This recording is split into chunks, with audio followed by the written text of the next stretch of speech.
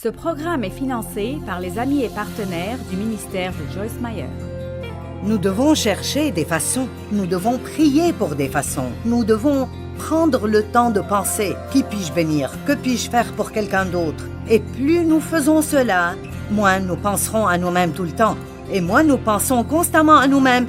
Devinez quoi? Plus nous serons heureux.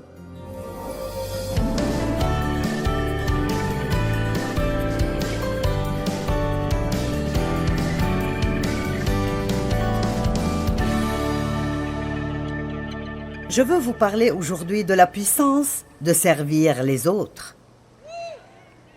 Merci pour cela. Je suis reconnaissant pour cette personne là-bas qui est enthousiasmée. Nous avons appelé cette année l'année de la reconnaissance au ministère de Joyce Meyer. Et nous avons fait beaucoup de choses spéciales comme dans notre librairie de ministère. Toute l'année, nous avons demandé aux gens de mettre sur les fenêtres de petites notes de choses pour lesquelles ils sont reconnaissants. Parce que la Bible dit « Soyez reconnaissants et dites-le ». Mais c'est important de ne pas juste le dire avec des paroles, mais aussi de le dire avec nos actions.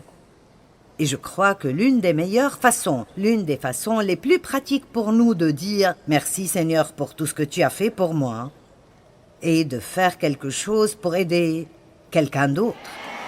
Amen.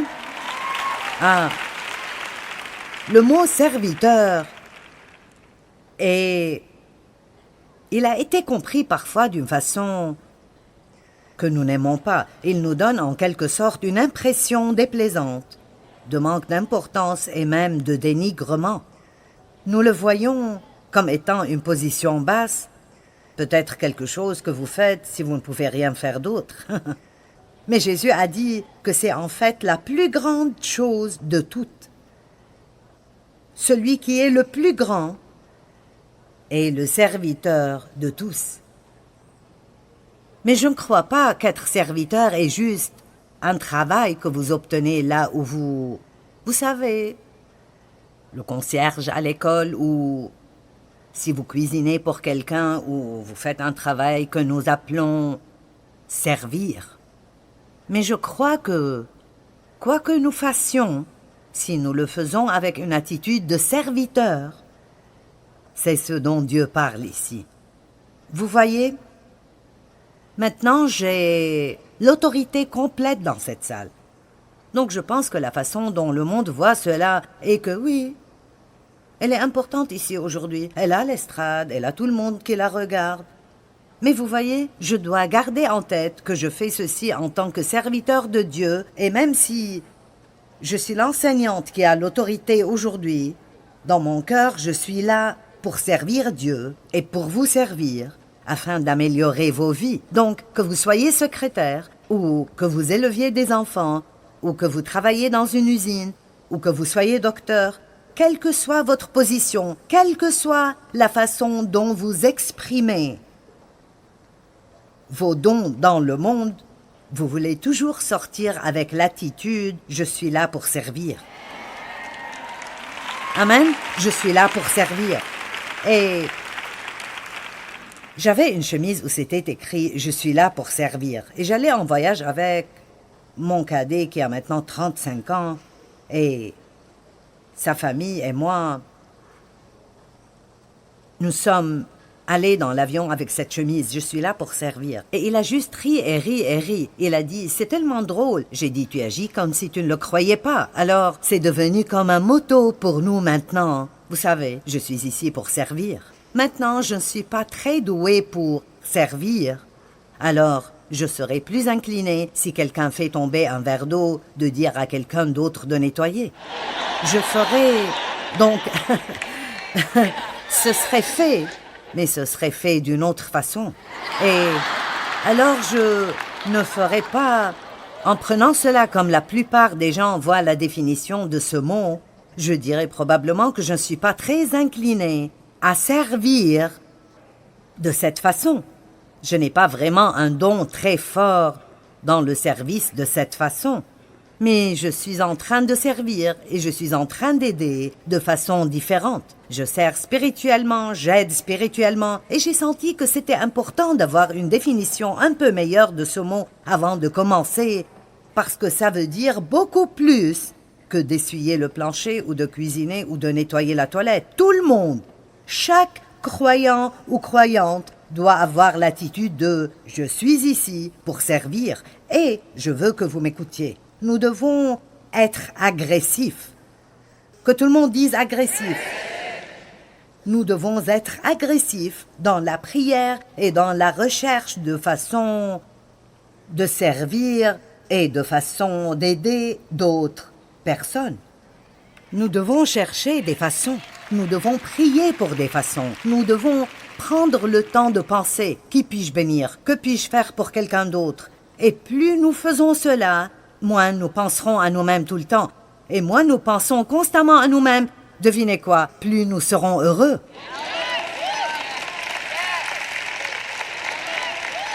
Amen. Donc nous allons commencer par Colossiens 3, versets 23 et 24.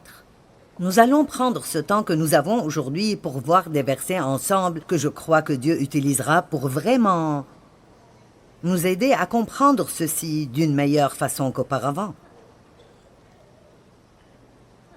Quel que soit votre travail, le travail n'est pas important. Ce que nous faisons n'est pas important. Nous devons le faire de tout notre cœur, diligemment, et cela comme pour le Seigneur et non pour des hommes. Je vous le dis, ça changera votre attitude envers votre travail d'une façon dynamique.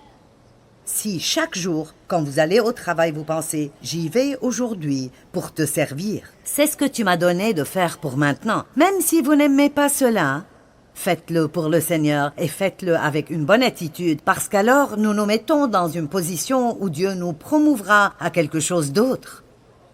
Parce que souvent, quand nous devons faire quelque chose que nous n'aimons pas, c'est un test. C'est un test de caractère.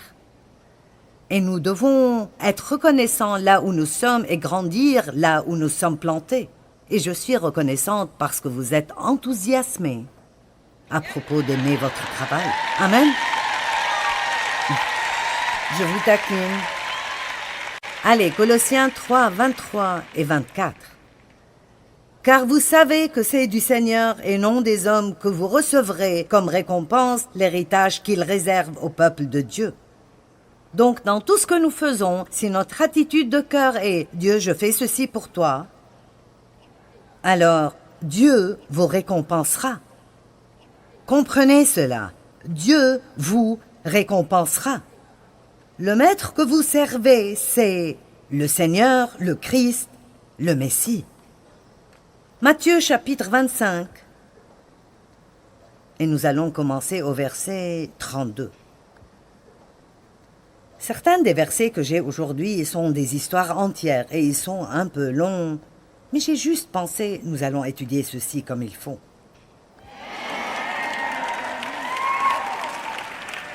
Toutes les nations seront rassemblées devant lui.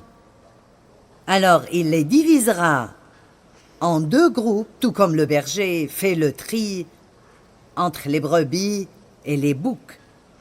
Donc nous voyons qu'à la fin des temps, il y aura 2 classes de gens, les brebis et les boucs. Les brebis et les boucs ont des personnalités totalement différentes et des tempéraments totalement différents. Les moutons ont besoin d'être dirigés et ils sont faciles à diriger. Et ils font ce petit son qui est très mignon. Bah, bah. Quand Dave me demande de faire quelque chose que je ne veux pas faire, bah. Oui, chérie. Mais les boucs, ils se cognent toujours contre quelque chose. Ils se cognent toujours la tête contre un mur ou quelque chose. Et alors les boucs disent « mais. » Et alors certaines personnes sont des brebis et d'autres des boucs. Et les brebis sont des personnes facilement conduites à faire ce que Dieu veut qu'ils fassent. Mais les boucs ont toujours une excuse et une raison pour laquelle ils ne peuvent pas faire ce qu'ils devraient faire, et spécialement quand il s'agit d'aider les autres. Nous aimons tous être aidés. Et nous aimons tous que quelqu'un fasse quelque chose pour nous. Mais nous sommes ici pour servir. J'ai dit, nous sommes ici pour servir. Et vous savez, nous pouvons soit passer notre vie à apprendre ce que nous pouvons des gens, ou nous pouvons changer entièrement aujourd'hui, et nous pouvons commencer à voir tout ce que nous pouvons faire pour d'autres personnes, et puis nous pouvons découvrir ce que Dieu peut faire pour nous. Je ne veux pas être satisfaite avec juste ce que je peux recevoir de quelqu'un. Je veux découvrir ce que Dieu peut faire parce qu'il est capable de faire excessivement, abondamment, infiniment plus que tout ce que nous osons espérer, demander ou penser. Beaucoup de personnes manquent les récompenses de Dieu parce qu'elles regardent toujours ce que d'autres personnes peuvent faire pour elles. Oubliez ce que quiconque peut faire pour vous et pensez à ce que vous pouvez faire pour quelqu'un d'autre. Et croyez-moi, si vous priez « Dieu, que puis-je faire pour quelqu'un d'autre ?» ça ne lui prendra pas très longtemps pour vous montrer. C'est pourquoi nous ne prions pas la prière plus souvent. D'accord, maintenant, Jésus commence à expliquer, ou Matthieu le fait, mais ça vient du Saint-Esprit, à propos de ce qu'il voulait dire. Verset 34, « Après quoi le roi dira à ceux qui seront à sa droite, « Venez, vous qui êtes bénis par mon Père et choisis pour avoir le salut éternel, héritez du royaume qu'il a préparé pour vous depuis la création du monde, car j'ai eu faim, et vous m'avez donné à manger, j'ai eu soif, et vous m'avez donné à boire. » J'étais un étranger et vous m'avez accueilli chez vous. Vous m'avez ouvert votre maison et accueilli. Maintenant, écoutez bien. Nous savons que nous sommes sauvés par la grâce. Nous ne sommes pas sauvés par les actes. Donc, écoutez bien. Nous ne sommes pas sauvés quand nous servons, mais nous sommes sauvés pour servir. Amen. Donc, même dans ce verset, c'est un peu comme si... Eh bien, attends une minute. Il parle de ceux qui sont sauvés et puis il parle des bons actes qu'ils ont faits. Mais l'essentiel est, honnêtement, et je crois ceci de tout mon cœur, quiconque est vraiment né de nouveau, vous ne pouvez pas ne pas changer. Ce n'est juste pas possible d'être rempli de l'Esprit de Dieu et de ne jamais vouloir faire quoi que ce soit pour quiconque. Et si c'est le cas, alors vous avez besoin de revenir à la case de départ et d'avoir une bonne discussion avec Dieu.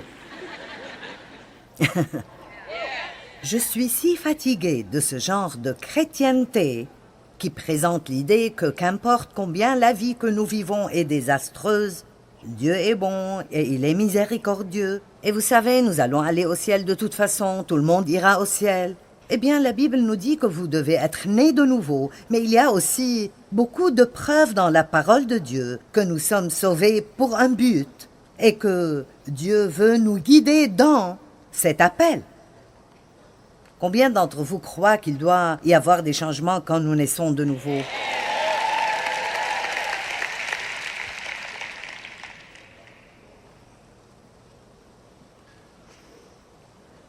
Verset 36. « J'étais nu et vous m'avez donné des vêtements. J'étais malade et vous m'avez soigné. J'étais en prison et vous êtes venus à moi. » Maintenant, quand vous avez donné une offrande pour notre ministère dans les prisons, vous êtes en fait allé visiter Jésus en prison.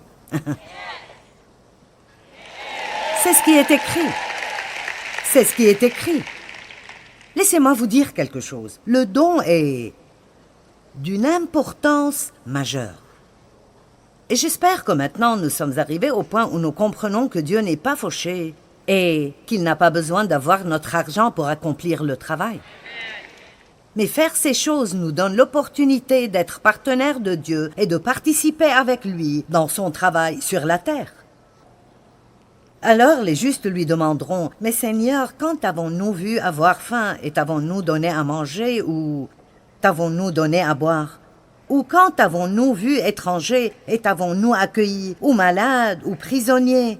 Verset 40. Et le roi leur répondra, « Vraiment, je vous l'assure, chaque fois que vous avez fait cela à l'un de ces plus petits, de mes frères, c'est à moi-même que vous l'avez fait. » Et puis il se retourne et regarde du côté négatif.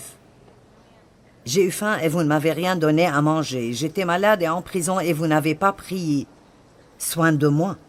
Mais Seigneur, quand avons-nous vu dans toutes ces situations horribles? Je veux dire, chacun d'entre nous penserait, bien sûr que je ferai cela pour Jésus. Allez maintenant. Eh bien, certainement, si Jésus avait faim, je lui donnerais à manger. Combien d'entre vous ne pourraient pas s'asseoir et remplir leur propre estomac si vous saviez que Jésus était là et avait faim? Vous partageriez alors ce que vous avez, n'est-ce pas? Amen.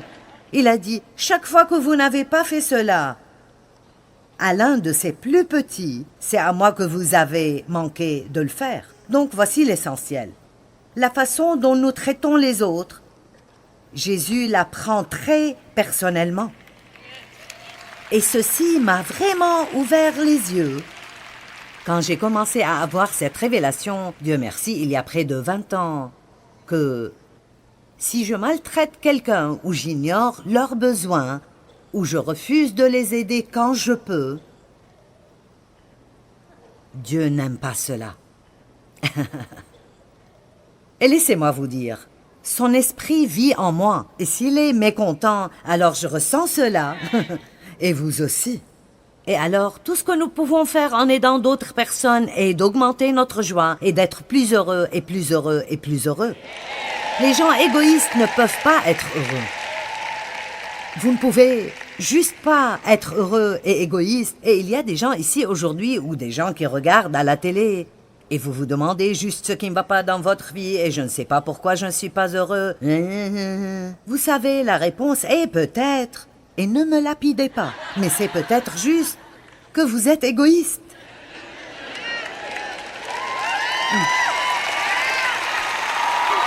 Je vous le dis, je ne sais pas pour sûr, mais c'était là mon problème.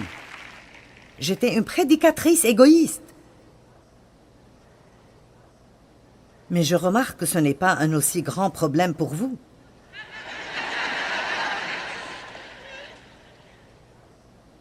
D'accord, Matthieu 20, verset 20.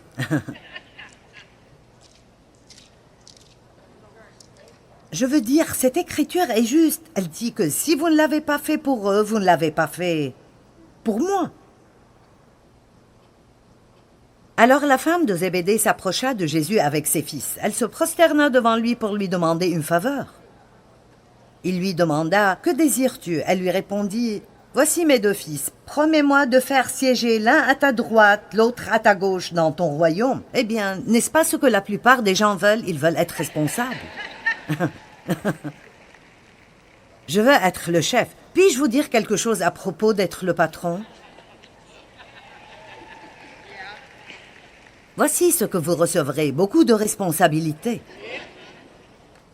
et beaucoup de travail. Et quoi que soit la décision que vous prenez, il y a toujours quelqu'un qui ne l'aime pas. Donc, vous feriez mieux de comprendre les 2 côtés de la responsabilité. Et quand vous êtes responsable et quelque chose ne va pas, c'est de votre faute. L'une des choses qui est probablement le plus grand défi pour moi est que je fais ceci depuis 40 ans et je ne vais jamais nulle part où je ne suis pas responsable de quelque chose. Et parfois je me demande ce que ce serait d'aller à une réunion et de juste m'asseoir là et ne pas avoir à m'assurer que tout le reste dans le bâtiment se passe bien ou... Donc, vous devez comprendre que juste vouloir avoir de l'autorité peut être très, très stupide si vous n'êtes pas prêt à faire le reste de ce que ça requiert. Et laissez-moi juste dire quelque chose d'autre. Les gens ont toujours quelque chose à dire à propos de ne pas être d'accord avec celui qui est responsable et les décisions qu'il prend. Eh bien, je ne pense pas que tu devrais. Et si j'étais toi, je ne le ferais pas. Vous n'avez aucune idée des choses que vous feriez. Et vous ne comprenez pas l'histoire entière. La plupart des gens sont de ce côté. Et toute décision qu'ils prendraient serait quelque chose qui serait bien pour eux. Mais la personne responsable ne peut pas penser de cette façon. Elle doit penser au bien de tout le monde. Ah, ceci est bon pour nous. Alors, soyez un peu plus miséricordieux dans votre attitude envers votre patron et les gens qui sont responsables de vous. Amen.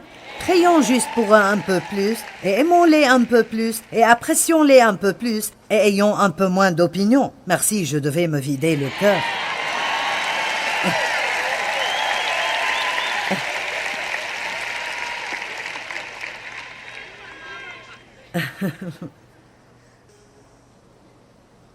Jésus leur répondit, verset 22, « Vous ne vous rendez pas compte de ce que vous demandez. Pouvez-vous boire la coupe que je vais boire et être baptisé comme je serai baptisé moi-même » En d'autres termes, il dit, il y a un prix à payer.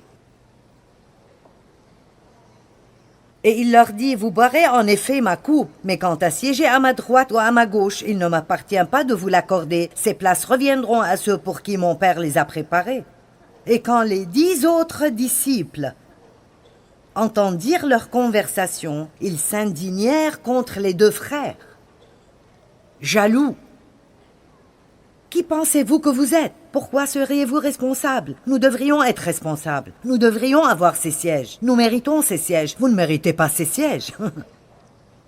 Alors Jésus les appela tous et dit, « Vous savez que les chefs politiques dominent sur leur peuple et les grands personnages font peser sur eux leur autorité. Ils sont tyranniques. » Donc il donne une petite dissertation sur comment les patrons dans le monde et les autorités traitent très souvent leur peuple. Ils deviennent des tyrans. Ils bousculent les gens, ils contrôlent les gens.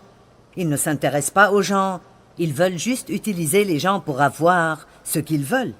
Qu'il n'en soit pas ainsi parmi vous. Maintenant, laissez-moi vous dire quelque chose d'autre.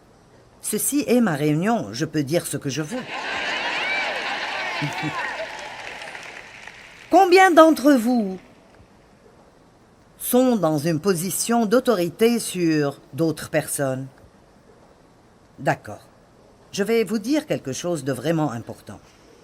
Assurez-vous, en tant qu'une personne qui représente Christ, que vous traitez les gens sous votre autorité avec la plus grande excellence et avec beaucoup de respect. Vous devez vraiment les apprécier. Reconnaissez leur mérite quand il le faut. Si vous êtes en fait responsable de déterminer leur salaire, assurez-vous que vous payez les gens comme il faut. Ne leur payez pas le plus petit montant possible. Payez-leur tout ce que vous pouvez leur payer. Vous savez, tout le monde peut être un patron. Mais être un leader est une chose tout à fait différente.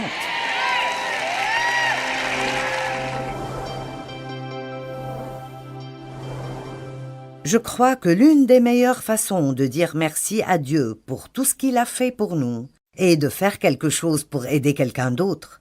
Demandez à Dieu aujourd'hui ce que vous pouvez faire pour bénir quelqu'un d'autre.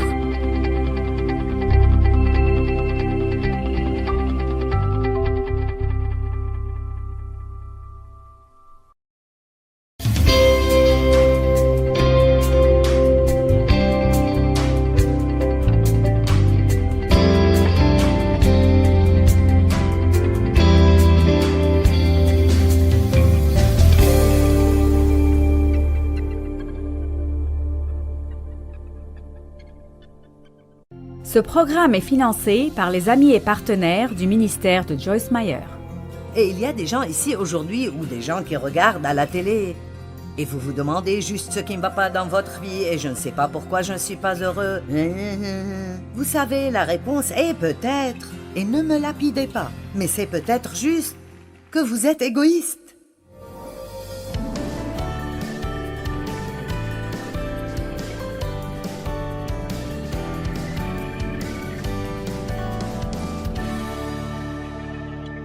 Les disciples se disputent entre eux pour des positions d'autorité. Et Jésus leur rappelle qu'être un serviteur est ce qu'ils devraient chercher à faire. Dites chercher. Le mot chercher veut dire poursuivre et courir après de toutes vos forces. Donc, chercher des façons de servir, veut dire que nous devons y mettre un peu d'énergie. Ne soyez pas le genre de personne qui doit avoir 3 prophéties et 2 visites d'anges avant de faire quelque chose pour quelqu'un d'autre.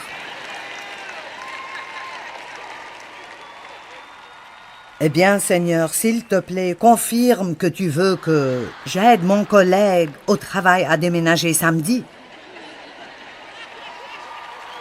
J'attends une confirmation, Seigneur. Maintenant, Dieu, si c'est vraiment toi. Je suis passée par tout cela et j'ai finalement compris que même si ce n'est pas vraiment Dieu, il ne sera pas en colère si j'aide quelqu'un.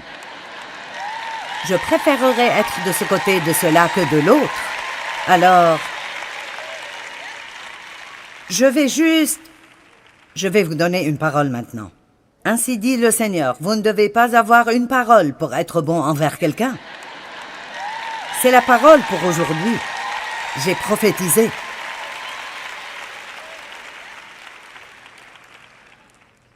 Quand était la dernière fois que vous avez pris 15 minutes pour penser dans la prière à ce que vous pourriez faire pour les autres?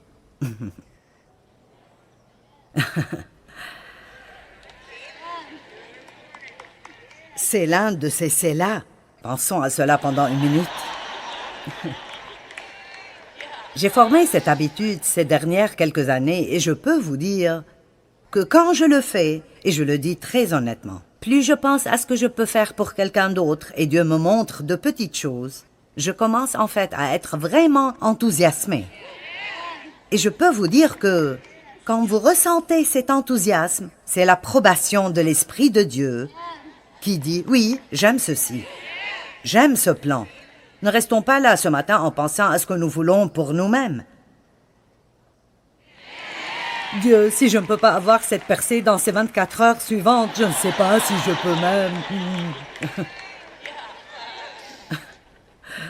Je ne suis même pas sûre de pouvoir rester sauvée si je n'ai pas de percée. Vous savez, j'ai quelques personnes. En fait, j'ai 2 personnes. Nous avons beaucoup de gens qui sont de grands serviteurs, mais il y en a 2 qui, quand je leur demande de faire quelque chose, la façon dont ils répondent est juste merveilleuse. Ils disent « avec plaisir ».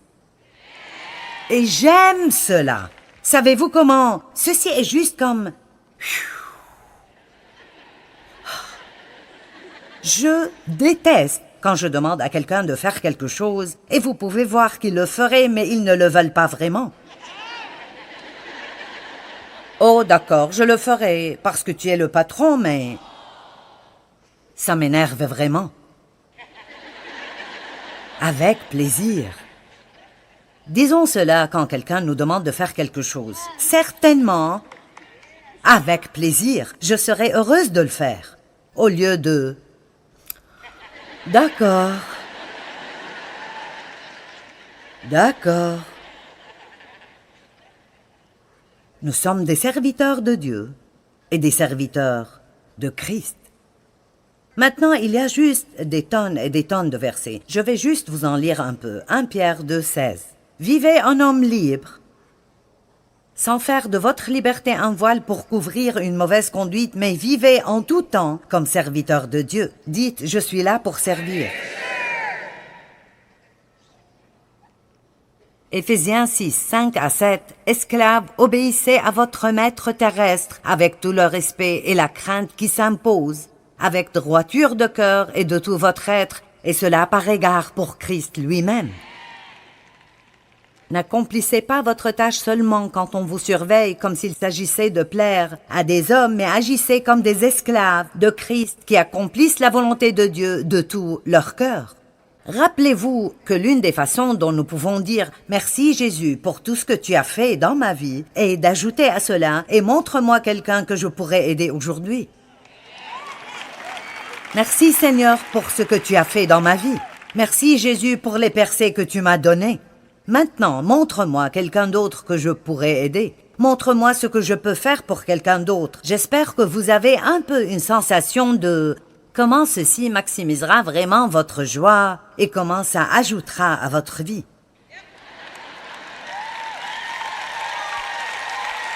Si vous n'êtes pas encore là, nous arriverons là.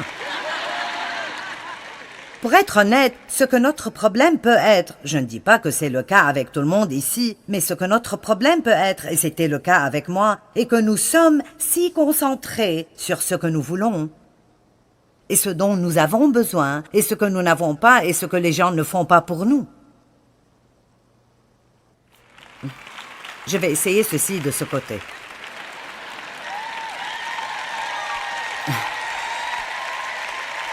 Je veux dire, ne passons-nous pas beaucoup de temps à penser à ce que nous voulons, ce dont nous avons besoin, à nous aggraver contre les gens qui ne nous donnent pas ce dont nous avons besoin, et tu ne m'apprécies pas. Et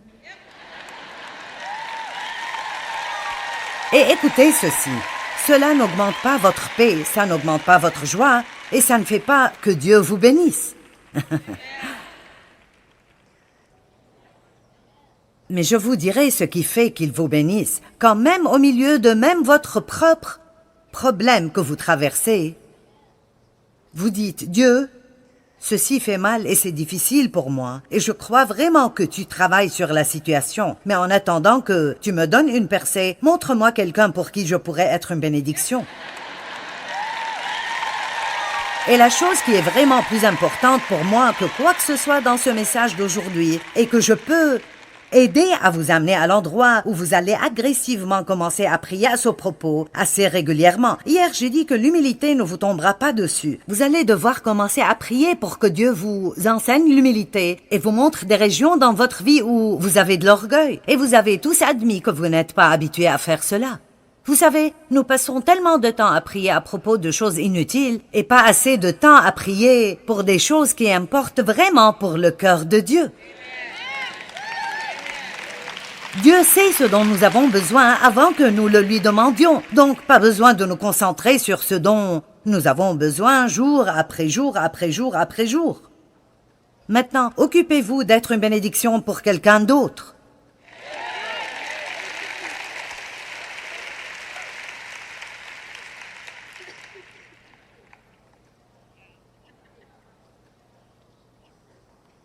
Galates 5:13 dit « Vous avez été appelés à la liberté. Seulement ne faites pas de cette liberté un prétexte pour votre chair, une opportunité pour vivre comme des hommes livrés à eux-mêmes. Mais par amour, mettez-vous au service les uns des autres. »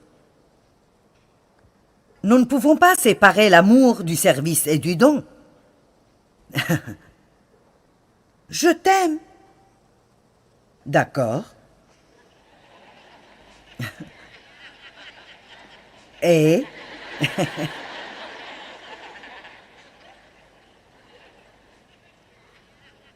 nous t'aimons à fond.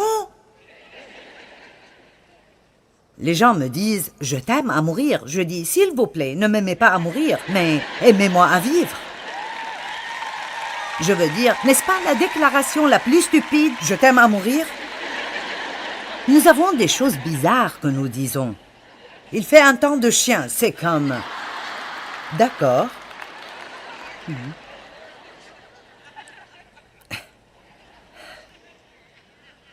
Eh bien, j'ai tellement de bonnes écritures. Lesquelles devrais-je?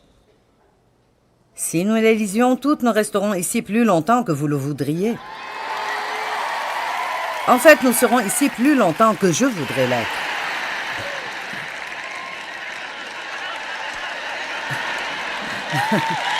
Eh bien,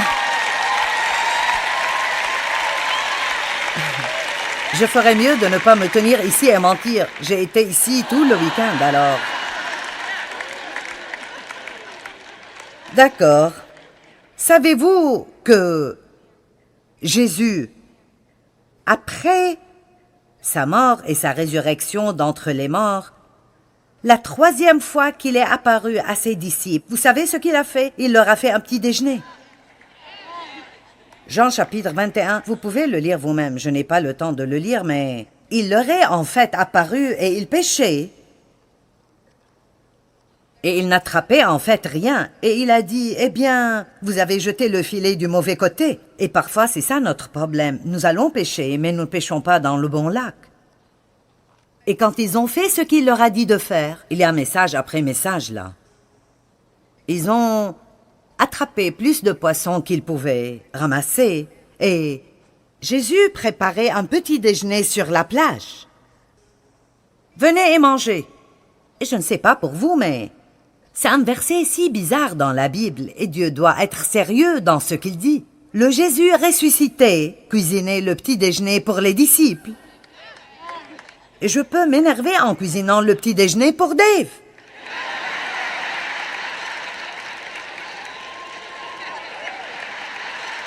Ne peux-tu pas manger des céréales aujourd'hui? Pourquoi ne vas-tu pas prendre un sandwich en sortant? Vous savez. La vérité est que je ne cuisine pas souvent, mais... Mon Dieu, prêcher et dire la vérité est dur.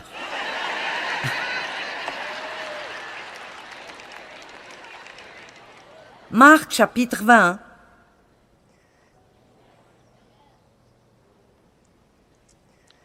En commençant par le verset 17.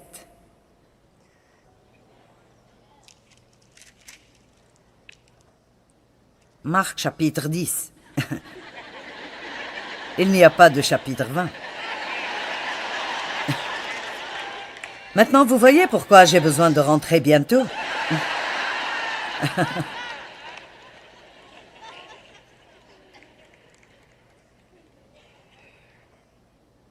Comme il partait, un homme accourut, se jeta à genoux devant lui et lui demanda, « Maître, toi qui es essentiellement et parfaitement bon, que dois-je faire pour obtenir la vie éternelle ?» Jésus lui répondit, « Pourquoi m'appelles-tu bon? Personne n'est bon sinon Dieu. » Tu connais les commandements, ne tue pas, ne commets pas d'adultère, ne vole pas, ne fais pas de tort, honore ton père et ta mère. L'homme répondit, « Maître, j'ai fait attention de garder et d'observer tout cela, et j'ai pris soin d'appliquer tout cela depuis ma jeunesse. » Jésus posa sur cet homme un regard plein d'amour. Dit Jésus l'aimait. Et il lui dit, « Il ne te manque qu'une chose. Va, vends tout ce que tu possèdes et donne l'argent aux pauvres. » Maintenant, ceci effraie totalement les gens quand ils lisent ce passage. Et tu auras alors un trésor dans le ciel. Maintenant, Jésus n'essayait pas de lui arracher tout cela. Il commence en disant « Et parce qu'il l'aimait, c'est ce qu'il lui a dit. » Et vous allez découvrir dans les quelques versets suivants que l'homme était incapable de faire ce que Jésus demandait, ce qui me dit et m'enseigne qu'il avait un problème avec l'argent. Tout ce que nous avons, que nous ne pouvons pas lâcher quand Dieu nous le demande, est un problème dans nos vies. C'est drôle, les choses qui excitent les gens et les choses qui les laissent indifférents. Verset 22, en entendant ces paroles, l'homme s'assombrit. Quoi? Il s'assombrit et s'en alla tout triste et peinant, car il avait, maintenant j'aime cela, d'importantes richesses. Il s'y accrochait vraiment. Et Jésus regarda ses disciples et leur dit qu'il est difficile à ceux qui ont des richesses, et faites attention, et s'y accrochent fermement.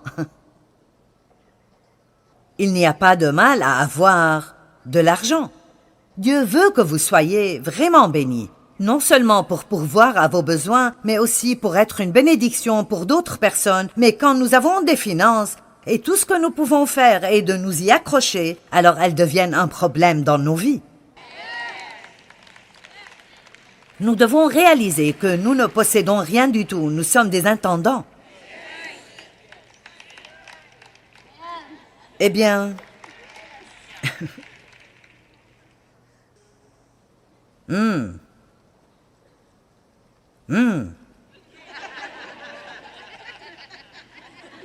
Eh bien,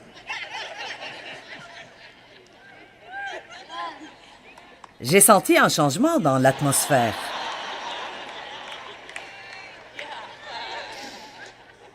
Les gens sont un peu étranges quand vous commencez à parler de l'argent. Et les discipleurs étaient discipleurs. Vous voyez, c'est le moment d'arrêter. Et les disciples étaient surpris et perplexes à cause de ces paroles. Mais Jésus insista qu'il est difficile pour ceux qui placent leur confiance et toute leur sécurité dans les richesses d'entrer dans le royaume de Dieu. Donc, ce n'est pas à propos d'avoir de l'argent, c'est où vous placez votre confiance. Il est plus facile à un chameau de passer par le trou d'une aiguille qu'à un riche d'entrer dans le royaume de Dieu. Et ils étaient choqués.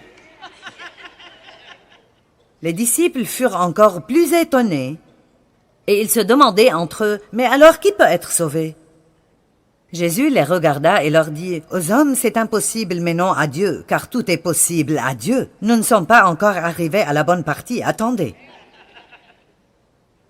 Alors Pierre lui dit, « Nous avons tout quitté et nous avons tout abandonné. Nous avons tout donné pour toi, Jésus.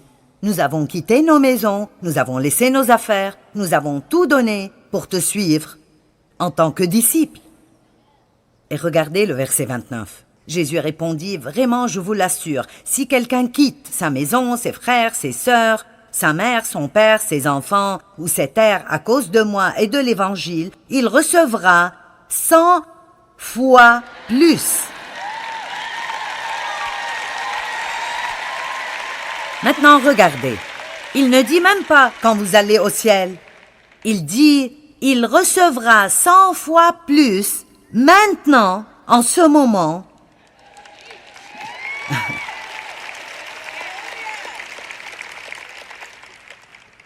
Que ce qu'ils ont abandonné. Wow!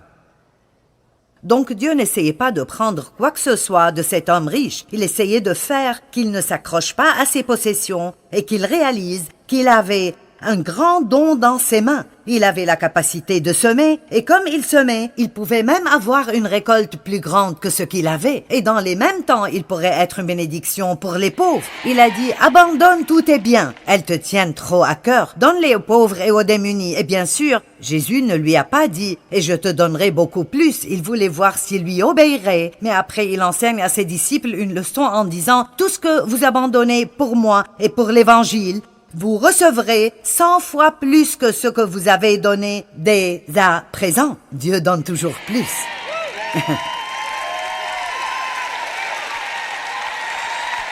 J'aime cela. Quand je suis entrée dans la relation avec Dieu, que j'ai maintenant, dans les années 70, il y avait beaucoup d'enseignements à propos du don. Et ce n'est plus le cas maintenant parce que les gens ont tendance à être un peu aggravés quand vous commencez à leur parler de leur argent. C'est l'une des choses les plus gênantes à faire pour un prédicateur. Mais c'est important que les gens apprennent comment donner parce que vous obtenez des bénédictions incroyables dans votre vie. Plus vous devenez généreux, plus vous pouvez vous attendre à des miracles dans votre vie si vous êtes sincère et vous le faites vraiment pour aider les gens. Quand vous suivez Dieu et vous vivez pour vouloir aider les gens, les bénédictions de Dieu vous pourchasseront et vous couvriront. Vous n'avez pas besoin de pourchasser les bénédictions, elles vous pourchasseront. Dieu, montre-moi ce que je peux faire pour quelqu'un d'autre. Et il y a tellement d'idées créatives.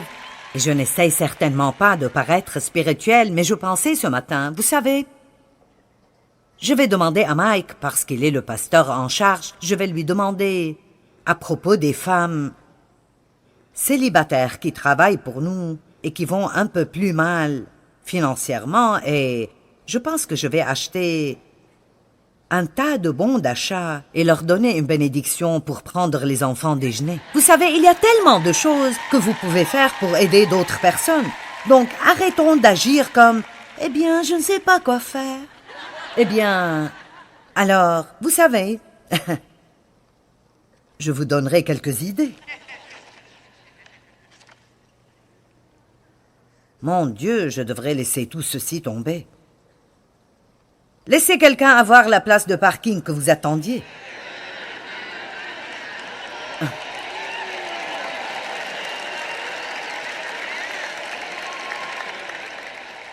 Oui.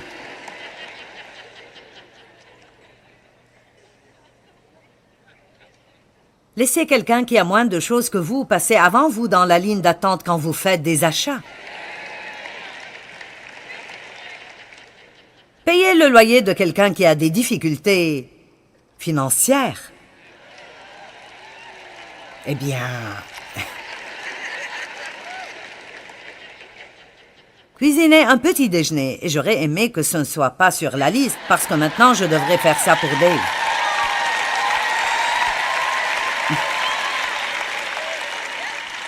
Laisse-moi te demander maintenant ce que tu veux le matin et en finir. Masse les pieds de quelqu'un. Dave, masse les pieds de quelqu'un, Dave.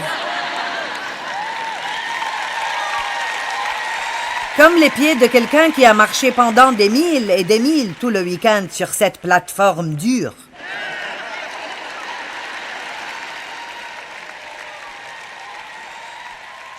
Levez-vous tôt et faites le café. Maintenant, je veux juste dire quelques trucs à propos de Dave. Dave, vous savez, je le taquine beaucoup. Je dis toutes mes histoires de Dave. Mais Dave est en fait meilleur dans ses travaux subalternes de service que moi.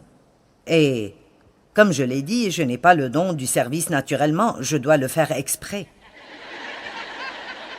Je suis bonne dans les choses spirituelles, mais quand il s'agit de faire le petit déjeuner, vous savez, je dis... Ne penses-tu pas que je travaille déjà assez dur? Dave fait la vaisselle.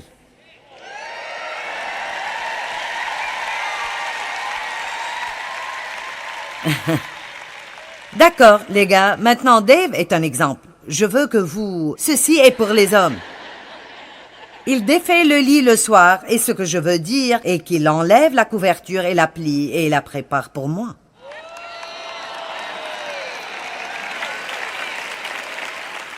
J'ai les yeux très secs, donc je dois utiliser des humidificateurs et alors il remplit l'humidifiant chaque matin.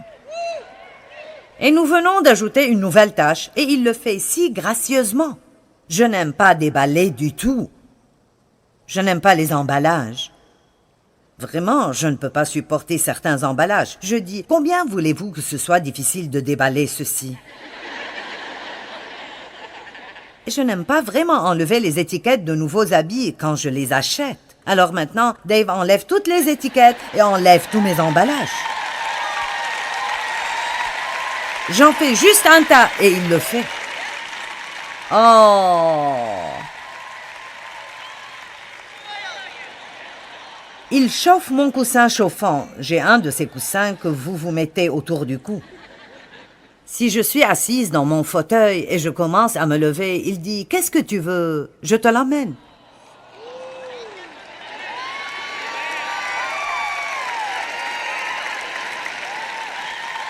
Hey, nous avons des gens qui se lèvent pour toi, Dave. Tu es le meilleur, tu es le meilleur. Et maintenant que je dis cela publiquement, tu devras continuer et faire plus. Peut-être que ma motivation n'est pas si bonne. Dave est si protecteur avec moi, parfois au point que ça me dérange. Je suis... Applaudissons à Dave.